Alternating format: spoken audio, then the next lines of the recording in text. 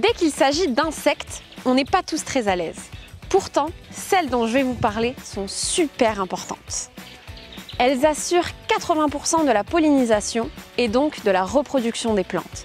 Elles ont permis leur évolution et leur survie à travers le temps. Mais ce n'est pas tout. Elles jouent un rôle essentiel dans notre chaîne alimentaire. 35% des aliments que nous consommons dépendent de leur action. Malheureusement, elles sont gravement menacées, notamment à cause de l'utilisation de pesticides, des pratiques agricoles intensives ou encore du changement climatique. Vous voyez de qui je parle ?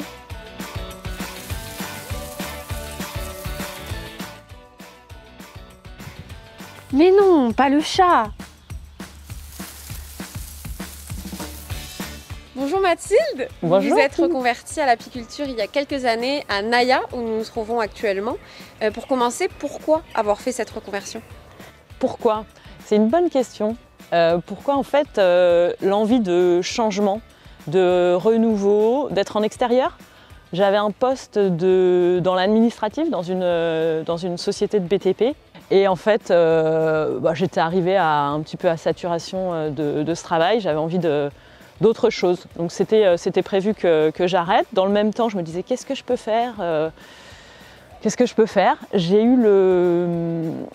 essayé de me souvenir de ce que j'avais vraiment envie de faire. Et puis ça m'est revenu qu'il y avait une sortie scolaire que j'avais fait quand j'étais petite, dans justement une miellerie chez un apiculteur. J'avais juste adoré. Et puis après c'est venu, j'ai envie d'avoir une ruche dans le jardin. Fil en aiguille, je me suis dit allez, je vais faire une petite formation. On dit souvent que les abeilles sont vitales à la survie de l'environnement tel qu'on le connaît. Qu'en pensez-vous? Je pense que je suis jugée partie sur le sujet. Je pense qu'en effet, elles sont vitales. Elles vont jusqu'à polliniser 200 000 espèces de fleurs. On oublie que le vent, l'eau et l'homme peuvent polliniser, mais les abeilles, c'est un truc de folie. Ce qu'elles font. Elles sont hyper vitales à l'environnement à mon sens. En Nouvelle-Calédonie, est-ce qu'on a beaucoup d'abeilles? Est-ce qu'on a des espèces endémiques? Alors en Calédonie, je pense qu'on est à un territoire chanceux. Ouais, je pense qu'on a pas mal d'abeilles. J'ai pas de données chiffrées, celles dont je me rappelle, on a environ 450 apiculteurs, ce qui est quand même pas mal, on est 300 000. Alors après, je crois qu'il n'y en a que 200 qui ont moins de 5 ruches et 10 qui en ont plus de 100.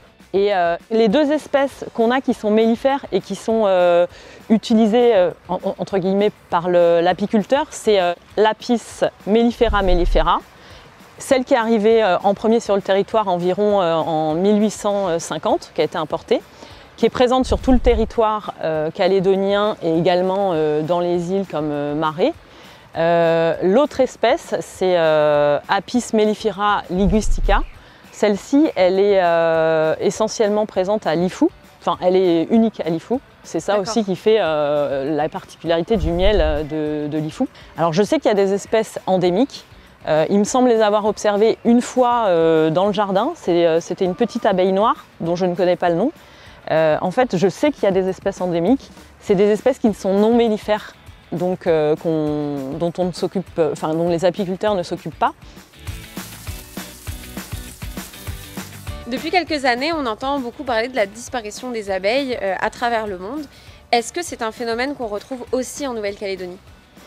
Alors on a une chance vraiment incroyable en Nouvelle-Calédonie parce qu'on est exempt de certaines maladies. Il y a des maladies qu'on a qui peuvent faire de gros dégâts, comme la loque américaine, la nosémose ou des choses comme ça. Mais on a deux risques majeurs qu'on n'a pas. Il y a le frelon asiatique et il y a également le varroa.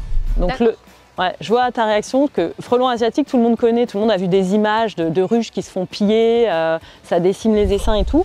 Varroa, c'est moins connu, c'est un acarien.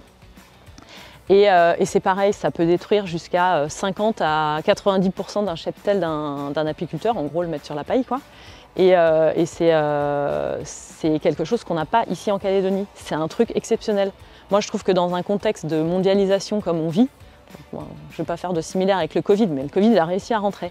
Et ben, le varroa, il n'a pas encore réussi à atteindre nos abeilles. On est un des seuls territoires au monde où c'est pas le cas. C'est dû, je crois, aux insecticides. Enfin, ça se développe parce que avec les insecticides utilisés en métropole, les ruches sont plus sensibles et ce petit tacarien peut s'installer. Ici, moi, je trouve ça formidable.